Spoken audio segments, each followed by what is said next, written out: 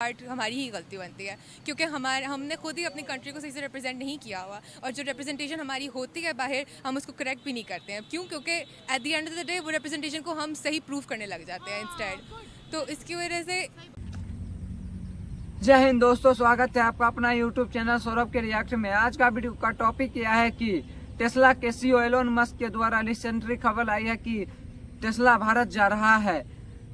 Tesla का team भी भारत जा रहा है देखने के लिए कहां पर $3 बिलियन की प्लॉट लिया जाए। ये सब सुन पाकिस्तान के मीडिया और पाकिस्तान का पब्लिक क्या कहता है, आइए देखते हैं वीडियो की ओर। पाकिस्तान में अगर देखा जाए तो इस इन्वेस्टर्स को और इनको प्रायोरिटी बिल्कुल नहीं दी जाती है।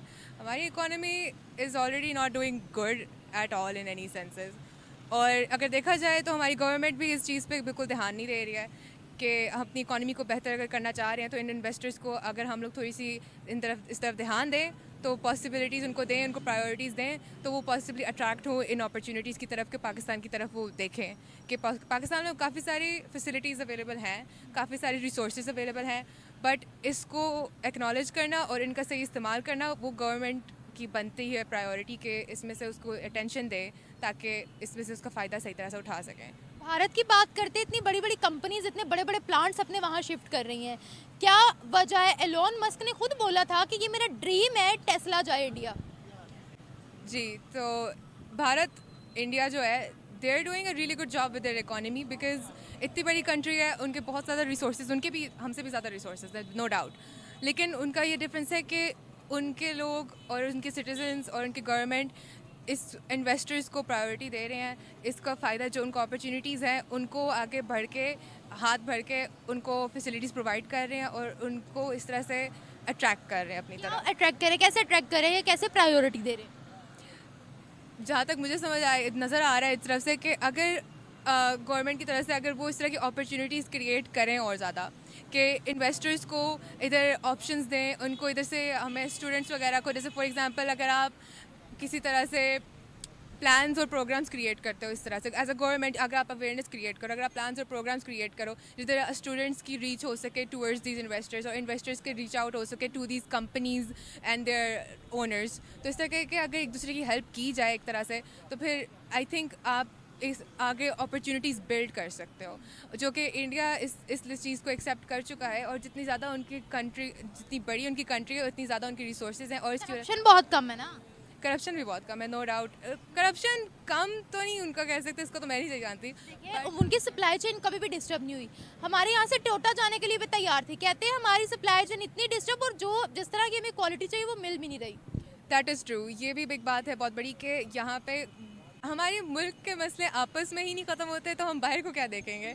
हमारी कंट्री के और हमारी गवर्नमेंट के अंदर ही इतने मसले मसाइल हैं कि हम लोग अपने लोगों तक अपनी बेसिक रिसोर्सेज नहीं पहुंचा सक रहे, तो हम लोग आगे के लोगों को कैसे रीच आउट करेंगे, इन्वेस्टर्स को और पॉसिबल आगे अपॉर्चुनिटीज़ को। दूसरी बात ये भी कि जापान जैसा मुल्क इलेक्ट्रिक वीज़ाज इशू कर रहा है उनको। राइट। क्या वजह है? अब इतनी बड़ी बड़ी इकोनॉमीज और इतने बड़े बड़े जो लोग हैं वो खुद उनके आगे रुजू कर रहे हैं, उनको ज़रूरत नहीं पड़ी है किसी से भी कहने की कि आओ हमारे साथ बिजनेस करो। जापान ने अपने आप को इतने साल स्पेंड करके इतना इकोनॉमिकली अपने आप को स्टेबल कर लिया हुआ है कि अगर वो उनको दूसरे लोगों की किसी भी तरह से डिपेंडेंट नहीं है, उनको इस तरह से लोगों की ज़रूरत नहीं है। अगर वो चाहें तो वो अपनी तरफ से भी अपने सिटीजन्स और अपने लोगों को इतना एजुकेट भी कर लिया हुआ है कि वो खुद भी क्रिएट करना चाहे तो कर, they want Indians, but still because उनको लेकिन ये फ़ायदा नज़र आ रहा है, तो इसकी वजह से वो जब रीच आउट कर रहे हैं तो इंस्टेड के उनको रीच आउट करने की ज़रूरत पड़ी है।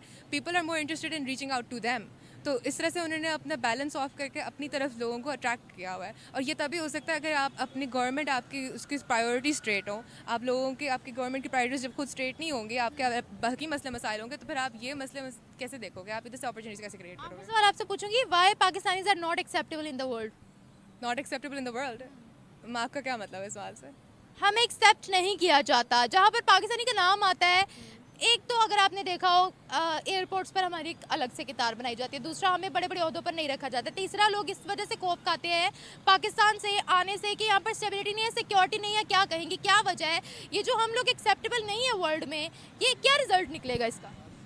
ये बात वैसे आपकी बिल्कुल ठीक है, बिकॉज इट इज़ ट्रू कि पाकिस्तानियों की डिस्क्रिमिनेशन होती है, बट इसमें पार्टली और मेजॉरिटी अगर मैं बोलूँ पार्ट हमारी ही गलती बनती है, क्योंकि हमने खुद ही अपनी कंट्री को सही से रिप्रेजेंट नहीं किया हुआ, और जो रिप्रेजेंटेशन हमारी होती है बाहर हम उसको करेक्ट भी नहीं करते हैं। क्यों? क्योंकि at the end of the day वो रिप्रेजेंटेशन को हम सही प्रूव करने लग जाते हैं इंस्टेड। तो इसकी वजह से इंस्टेड के वो हम लोग उस चीज़ को बेहतर कर पाएँ, वो डिस्क्रिमिनेशन ख़त्म करें, इंस्टेड हम लोग उसको और फ्यूल करी जा रहे हैं। और इसी तरह हमारी डिस्क्रिमिनेशन सिर्फ ये सोसाइटल सेंस में नहीं होती, ये बाकी आपके एयरपोर्ट्स और ये इतने बड़े स्केल्स ओहदों पे बाहर की कंट्रीज़ में भी बहुत ज़्यादा, इसीलिए डिस्क्रिमिनेशन और